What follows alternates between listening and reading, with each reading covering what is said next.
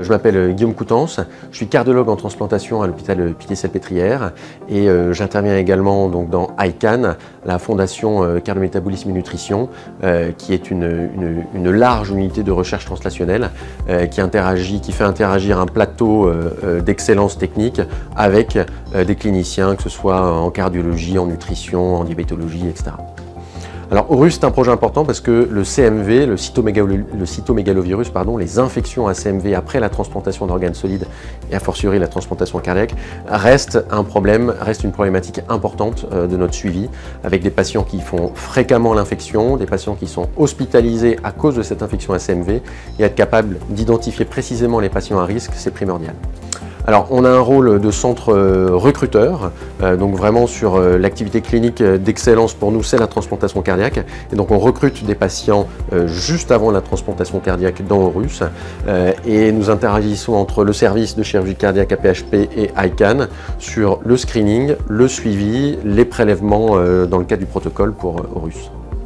Alors en termes d'organisation pratique, on a un rôle très important dans notre coordination de greffe.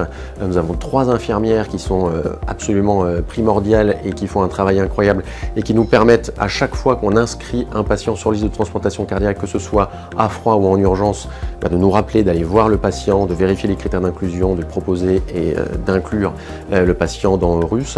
Et ensuite, on interagit beaucoup avec une assistante de recherche clinique d'ICAN qui nous permet d'assurer la relation entre la clinique et la recherche, qui est pas une relation naturelle et qu'il faut entretenir au quotidien pour bien vérifier que tous les protocoles sont bien respectés.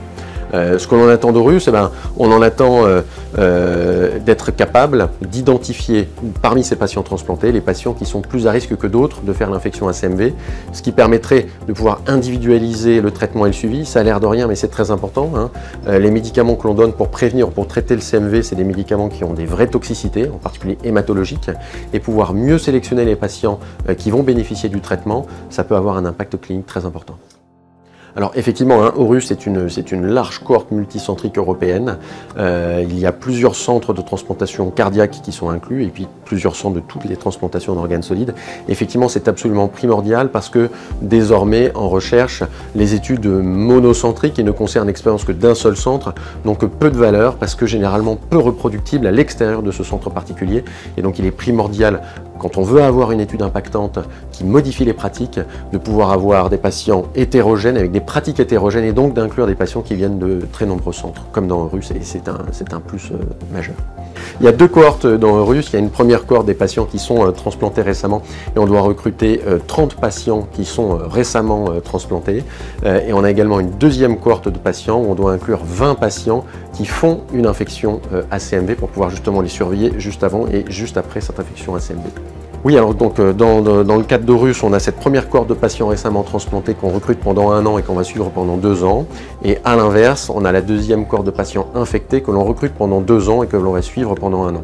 La probabilité d'avoir un refus pour participer à une étude a fortiori observationnelle comme Horus, il est extrêmement faible et qu'on n'a pas eu de refus de patients pour participer dans Horus. Déjà parce qu'on s'adresse à une population extrêmement malade, qui est très demandeuse de soins, et également parce que tous ces patients-là, alors qu'ils n'ont aucune pression pour être inclus dans aucune étude, sont redevables du donneur et de la société vis-à-vis de la chance qu'il leur est donnée de pouvoir être transplantés et de pouvoir, malgré la gravité de leur maladie, pouvoir continuer à vivre tout simplement. Donc même sans aucune pression, avec beaucoup de bienveillance, nos patients acceptent très largement de participer à ces études.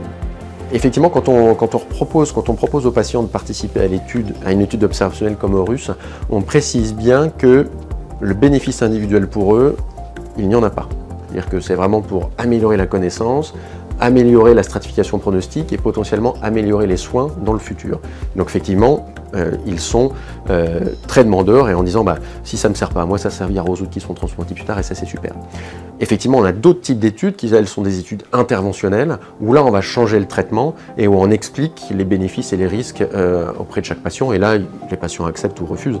Mais en tout cas sur le côté observationnel, d'aider les autres plus tard, alors ça c'est quasiment 100% des patients qui participent. Ouais. Dans le cadre de l'étude Horus, une fois plus c'est observationnel, donc on n'est vraiment pas dans la modification de traitement.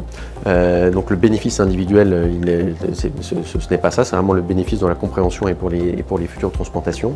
Dans notre pratique quotidienne, effectivement, le CMV, ça reste un problème. Comme je vous disais, les médicaments anti-CMV, que ce soit en prévention ou en traitement, sont des médicaments qui ont des toxicités, en particulier hématologiques, qui sont potentialisés par nos médicaments immunosuppresseurs, qui nous obligent à ajuster l'immunosuppression, à réduire l'immunosuppression, exposant les patients à un risque accru de rejet. Donc effectivement, être capable de mieux identifier ces patients, ça a un potentiel majeur. Mais dans le futur, à l'heure actuelle, l'étude Horus ne modifie pas nos pratiques.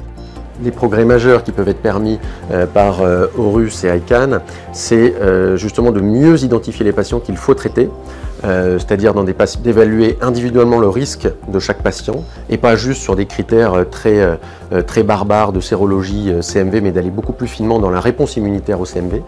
Ce qui permettrait d'une part d'éviter de surtraiter des patients qui n'ont pas besoin et au contraire de prolonger le traitement de prévention chez des patients qui sont très à risque et qui même après le traitement d'une première infection à CMV présentent tous les critères biologiques qui nous diront que ce patient-là va récidiver et qu'il faut le maintenir avec un traitement préventif pour éviter qu'il ne fasse la maladie à CMV.